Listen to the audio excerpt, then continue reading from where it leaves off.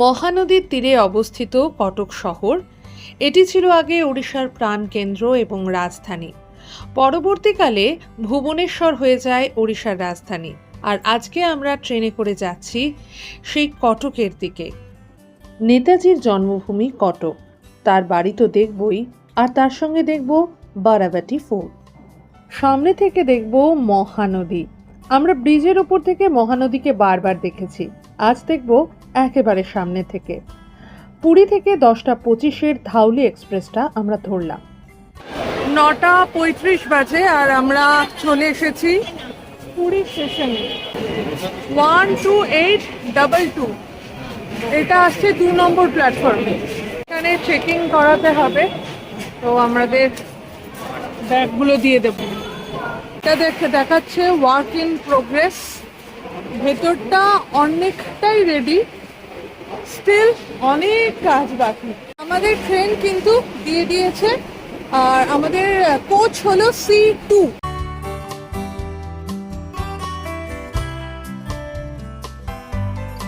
এটা হলো ইঞ্জিনের পরে হলো জেনারেল কম্পার্টমেন্ট।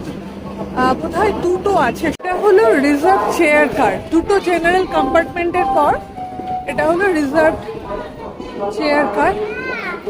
C2টা সম্ভবত আর একটু এগিয়ে।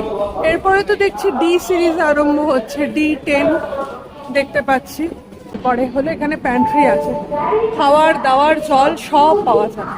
C3 শুরু হলো, আর আমাদের হলো C2 12822। Hello everyone, welcome to Bong passionate traveller. আমরা এখন 12822 হাওড়া পুরী ধাউলি এক্সপ্রেস ধরবো, মানে পুরী হাওড়া ধাউলি এক্সপ্রেস।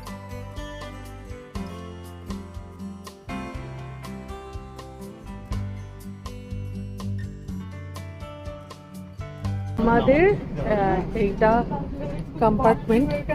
তোর উইন্ডো সিটটা পড়েছে চার বাবা, তোমার উইন্ডো সিট। বাবা এখানে বসেছে, টেবিল সিটটা পড়েছে এরম ভাবে গিয়ে এইখানে একটা। ধাউলি এক্সপ্রেস 9:54 বাজে এখন। চা এসেছে, 10:25 ছাড়বে আমাদের ট্রেন। এটা চেয়ার কার। এটা অ্যাকচুয়ালি আগে ভুবনেশ্বরে পর্যন্তই যেত, আর এখন পুরী পর্যন্ত করে দিয়েছে। তোমাদের রুটটা একটুখানি দেখিয়ে দিই। আর এটা কিন্তু একদিনে যারা যেতে চাইছো তাদের ক্ষেত্রে কিন্তু এই ট্রেনটা কিন্তু বেশ ভালো। তবে এটা ঠিক সময় পৌঁছোই কিনা সেটা আলাদা ব্যাপার। যদিও আজকে আমাদের হাওড়া হলো ডেস্টিনেশন নয়, আমাদের আজকে ডেস্টিনেশন হলো কটক। ট্রেন প্রথমে পুরী থেকে ছাড়ছে 10:25, দেন সাক্ষী গোপাল, তারপরে খুর্দা রোড, ভুবনেশ্বর, কটকে আমরা নামবো 12:10। এইখানে তো জল রাখবার জায়গা আছে, আর ওখানে টেবিলে জলটা রাখতে হবে, আর তারপরে বারবার সেটা পড়ে যাবে। এই হলো মুশকিলের ব্যাপার। লেগ স্পেস ঠিকঠাক। এই যে উইন্ডো শিল্ড আছে, এখানে রোদ লাগছে। আর এটা হলো রিডিং লাইট। ট্রেন ছেড়ে দিল স্টেশন থেকে একদম অ্যাকিউরেট টাইমে, 10:25। পুরী থেকে ধাউলিতে উঠেছি। এই সিটগুলো না প্রায় ফাঁকা, সামনের সিটগুলো মোটামুটি ভর্তি আছে। আমার মনে হয় ফেরার জন্য এই ট্রেনটা কিন্তু বেশ ভালো, কারণ মোটামুটি 9টা কি 8টার মধ্যে সব জায়গায় চেক আউট হয়ে যায়। তো যদি পুরী ছাড়ার প্ল্যান থাকে, দুপুরে বন্দে ভারত পর্যন্ত ওয়েট না করে সোজা টিফিন খেয়ে একদম এটাতে উঠে পড়ে। আমি জানি না এটা কটায় গিয়ে হাওড়ায় পৌঁছয়, মানে 7:30 এমনি টাইমিং, কিন্তু মানে আলটিমেটলি এটা কতটা দেরি করে সত্যি জানি না। না জেনেই বলছি, যদি এরকম হয়, প্রথম কথা বাইরের অপূর্ব পূর্বঘাট পর্বতমালা দেখতে দেখতে যাওয়া যাবে, সেটা তো একটা বিশাল ব্যাপার। আর 7:30 পৌঁছে যাব। দেরি করলেও 7:30 থেকে 8:30, 9:30, 10:30, মানে মোটামুটি ঠিক টাইমে আমরা বাড়িতে ঢুকে যেতে পারবো। এই হলো সাক্ষী গোপাল স্টেশন, এটা সেকেন্ড স্টেশন এই ট্রেনে আমাদের। রাতের বেলা যতবার গেছি বা ভোরবেলায় এটা ক্রস করেছি, তো দেখা সম্ভব হয়নি, তখন আমরা ঘুমের রাজ্যে। এই প্রথমবার স্টেশনটাকে দেখছি। এসে আমাদের টিকিট চেক করলেন। এবার ফাঁকা ছিল বলে আমরা আমাদের জায়গা ছেড়ে অন্য জায়গায় বসেছি, তো বললো কটক পর্যন্ত এইটা ফাঁকাই আছে। এবার আমরা দেখতে দেখতে যাব পূর্বঘাট পর্বতমালা। ওড়িশা ভ্রমণের দ্বিতীয় দিনে আমরা চলেছি কটকের দিকে।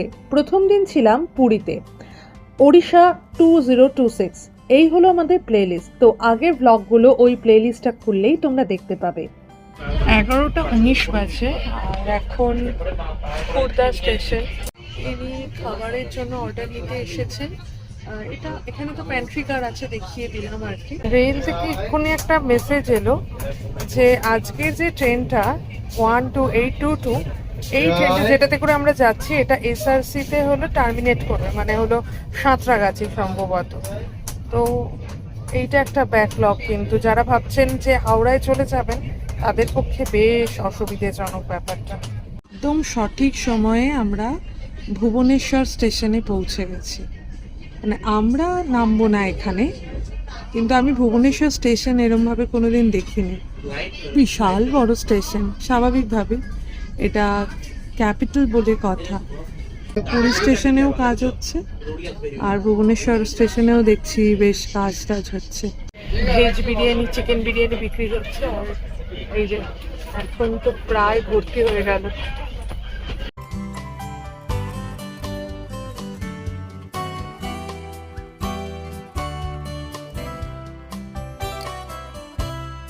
নামবো, তো সেই জন্য আমরা আমাদের লাগেজগুলো সমস্ত ঠিকঠাক রেডি করে রেখেছি।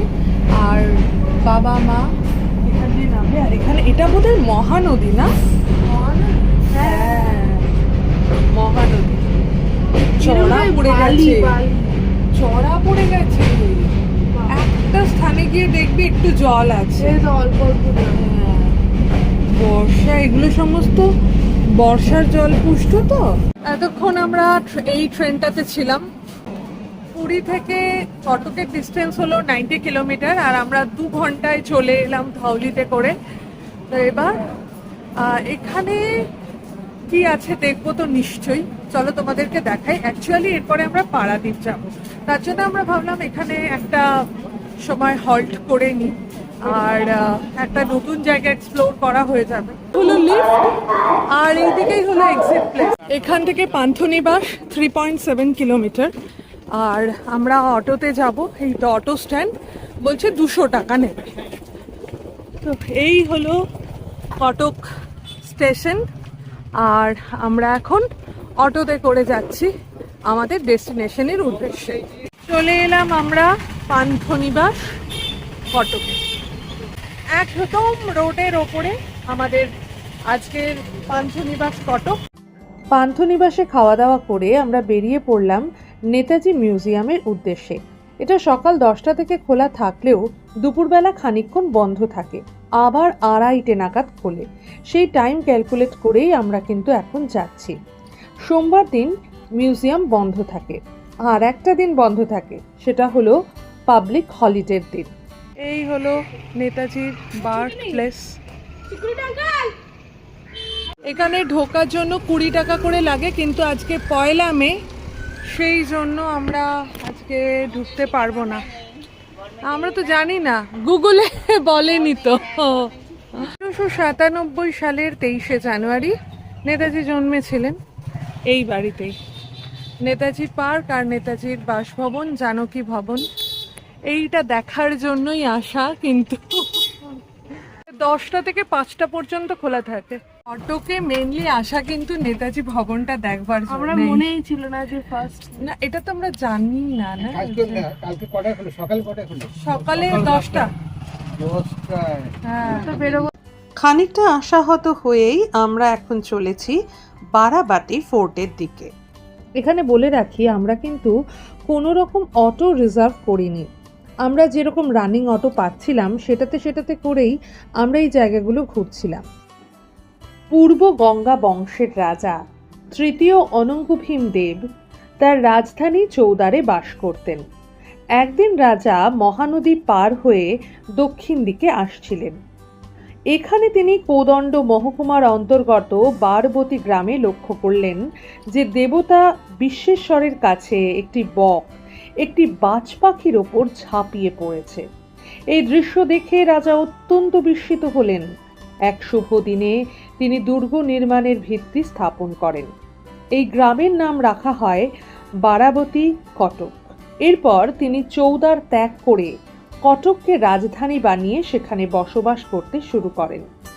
1568 খ্রিস্টাব্দে শহরটি বাংলার করণীদের হাতে চলে যায়। তারপর 1576 সালে মুঘল সাম্রাজ্যের অধীনে এবং 1741 সালে মারাঠা সাম্রাজ্যের অধীনে আসে। 1803 সালে ওড়িশার বাকি অংশের সাথেও কটক ব্রিটিশ শাসনাধীনে চলে আসে। 1919 সালে বেঙ্গল নাগপুর রেলপথ কটককে মাদ্রাজ এবং কলকাতার সাথে সংযুক্ত করে।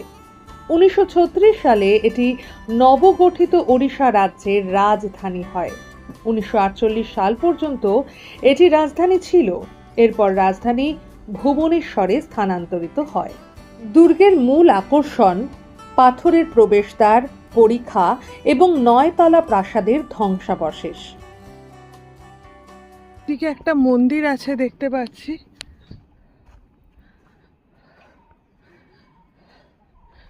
আর এই হলো সামনে যে পার্কটা দিয়ে আমরা এলাম সেইটা। চারপাশটা ভারী সুন্দর।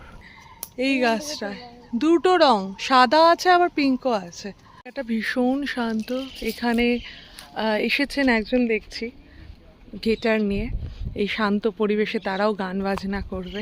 আইসশ্রী একটা গান রেকর্ড করলো, বেশ সুন্দর হয়েছে। বারাবাটি ফোর্ট থেকে আমরা বেরিয়ে পড়লাম। পাশেই দেখলাম নেহেরু ইনডোর স্টেডিয়াম। এর পাশে আছে মিউজিয়াম অফ জাস্টিস। এই পুরো জায়গাটা সামনেই দেখতে পাচ্ছি আনন্দ ভবন। এটি প্রাক্তন মুখ্যমন্ত্রী বিজু পট্টনায়কের পৈতৃক বাড়ি। এতক্ষণ যেগুলো দেখছিলাম সেগুলো সবই বারাবাটি ফোর্ট এরিয়ার মধ্যে অবস্থিত। আর এইটাই হলো বারাবাটি ফোর্টের প্রবেশদ্বার। বারাবাটি ফোর্ট এরিয়া পেরোলেই আমরা দেখতে পেলাম বারাবাটি স্টেডিয়াম, কিন্তু এত রোদের মধ্যে আর স্টেডিয়ামে যাওয়া হয়নি। এবার আমাদের গন্তব্য মহানদীর তীর। এই হলো আমরা মহানদীতে চলে এলাম। মহানদীর চর আমরা যেটা দেখতে পাই ব্রিজের ওপর থেকে।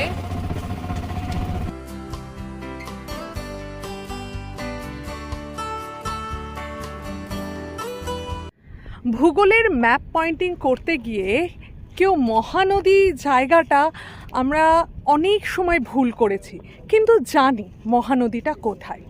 আর সেই মহানদী আজকে আমার ম্যাপের পাতা থেকে উঠে এসেছে আমার একেবারে সামনে, চারিদিকে। আর যেটা আমরা যখন পুরীতে যাই তখন মহানদীর ওপর দিয়ে যাই। এবার আমি সচক্ষে একদম সামনে থেকে দেখতে পাচ্ছি মহানদী। ঘাট করা আছে, রেলিংও দেওয়া আছে। আর একদম আবছা আবছা দেখা যাচ্ছে পূর্বঘাট পর্বতমালা। বাহ, ভারী সুন্দর।